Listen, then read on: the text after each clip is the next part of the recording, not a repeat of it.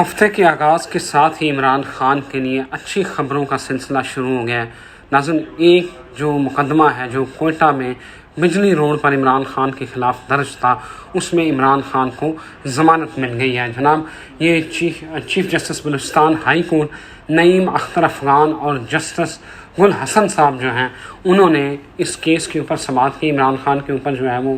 Electronic crime act 2016 کے section 20 کے تحت ایک مقدمہ جو ہے وہ درج تھا، اس میں عمران خان کو ضمانت جو ہے وہ مل گئی ہے، اور اس کے ساتھ ساتھ اب دوسرے مقدمہ جو توشہ خانہ والا ہے اس کے اوپر جو ہے وہ سماعت چل رہی ہے۔ لیکن اس کے ساتھ ساتھ علی افضل شاہی تحریک انصاف کے جو اہم رکن ہیں، جو ممبر صوبائی اسمبلی تھے، ان کے حوالے سے بھی اچھی خبر یہ آئی ہے کہ ان کو جو تھانہ گولڑا میں ان کے خلاف جو مقدمہ درج تھا، اس میں ان کو مستقل ضمانت مل چکی ہے۔ تو لہٰذا یہ ہفتے کا